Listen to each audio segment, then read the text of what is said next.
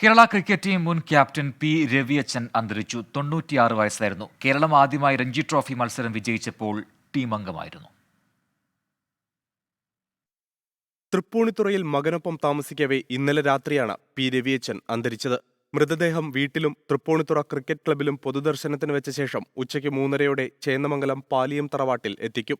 3 മണിക്കാണ് സംസ്കാരം. കേരളത്തിൽ ക്രിക്കറ്റിന്റെ വളർച്ചയിൽ മുഖ്യ പങ്കാളിയായ രവിയച്ചൻ 1952 മുതൽ 17 വർഷം രഞ്ജി ട്രോഫി കളിച്ചിട്ടുണ്ട്. കേരളം ആദ്യമായി രഞ്ജി ട്രോഫിയിൽ മുത്തമിട്ടപ്പോൾ ടീം അംഗമായിരുന്നു. ഫസ്റ്റ് ക്ലാസ് ക്രിക്കറ്റിൽ 1000 റൺസും 100 വിക്കറ്റും നേടിയ ആദ്യ മലയാളി താരമാണ് രവിയച്ചൻ. 55 മത്സരങ്ങളിൽ നിന്ന് 1107 റൺസും 125 വിക്കറ്റും നേടി. സംസ്ഥാനത്തെ ആദ്യ ഓൾറൗണ്ടർ ക്രിക്കറ്റർ എന്ന പദവിയും സ്വന്തമാക്കി. 2 തവണ കേരള ടീമിന്റെ ക്യാപ്റ്റനായി. തൃപ്പൂണിത്തുറ കോവിലകത്ത് അനിയൻ തമ്പുരാന്റെയും എറണാകുളം ചേന്നമംഗലത്ത് പാലിയം തറവാട്ടിൽ കൊച്ചുകുട്ടി കുഞ്ഞമ്മയുടെയും മകനായി 1928 മാർച്ച് 12-നായിരുന്നു രവിയച്ചന്റെ ജനനം. തൃപ്പൂണിത്തുറ ക്രിക്കറ്റ് ക്ലബ്ബായിരുന്നു രവിയച്ചന്റെ തട്ടകം. 24 കൊച്ചി. പി രവിയച്ചന്റെ വസതിയിൽ നിന്നും ഇപ്പോൾ ശ്രീകാന്ത് തത്സമയം ചെയ്യുന്നുണ്ട്. ശ്രീകാന്ത്, ഈ പൊതുദർശനം എങ്ങനെയാണ് ക്രമീകരിച്ചിരിക്കുന്നത്? എപ്പോൾ ഒപ്പം സംസ്കാര ചടങ്ങുകൾ എപ്പോഴാണ് തുടങ്ങുക? പ്രജിൻ, തൃപ്പൂണിത്തുറയിൽ മകനൊപ്പം താമസിച്ചു വരവെ ഇന്നലെ രാത്രിയാണ് പി രവിയച്ചൻ അന്തരിച്ചത്. 96 വയസ്സായിരുന്നു രവിയച്ചന്റെ പ്രായം.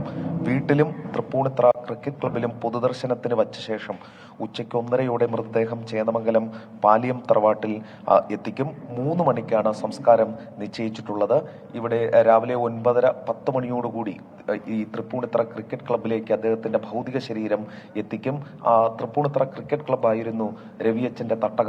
അവിടെ അദ്ദേഹത്തിന്റെ തന്നെ ഒട്ടനവധി സുഹൃത്തുക്കളുണ്ട് ഈ തൃപ്പൂണിത്തുറയിൽ. അതോടൊപ്പം അദ്ദേഹത്തെ ആരാധിക്കുന്ന, അദ്ദേഹത്തിനൊപ്പം തന്നെ ഉണ്ടായിരുന്ന അദ്ദേഹത്തിന്റെ ശിഷ്യസമ്പത്തുണ്ട് ഇവിടെ. അവരെല്ലാവരും ഈ അദ്ദേഹത്തിന് ആദരാഞ്ജലികൾ അർപ്പിക്കാൻ വേണ്ടി തൃപ്പൂണിത്തുറ ക്രിക്കറ്റ് ക്ലബ്ബിൽ എത്തിച്ചേരും. 11 മണിക്കാണ് തൃപ്പൂണിത്തുറ ക്രിക്കറ്റ് ക്ലബ്ബിൽ പൊതുദർശനത്തിന് സമയം ക്രമീകരിച്ചിരിക്കുന്നത്. 9:30-10 മണിയോടുകൂടി അദ്ദേഹത്തിന്റെ വസതിയിൽ നിന്നും, മകന്റെ വസതിയിലാണ് അദ്ദേഹം ഉള്ളത്, അവിടെ നിന്നും ഭൗതിക ശരീരം ക്രിക്കറ്റ് ക്ലബിലേക്ക് കൊണ്ടുപോകും. തുടർന്നായിരിക്കും പിന്നീട് 1 മണിയോടുകൂടി 1:30 ഇവിടെ നിന്നും ചേന്നമംഗലം പാലിയത്തെ തറവാട്ട് വീട്ടിലേക്ക് കൊണ്ടുപോകും. അവിടെ 3 മണിയോടുകൂടിയായിരിക്കും സംസ്കാരം നടക്കുക. അദ്ദേഹത്തെ കുറിച്ച് പറയുകയാണെങ്കിൽ നേരത്തെ ചൂണ്ടിക്കാണിച്ചതുപോലെ കേരള ക്രിക്കറ്റിന്റെ വളർച്ചയിൽ മുഖ്യ പങ്കാളിയായ അദ്ദേഹം ഒട്ടനവധി സംഭാവനകൾ ക്രിക്കറ്റ് രംഗത്തും സാംസ്കാരിക രംഗത്തും നൽകിയിട്ടുണ്ട്.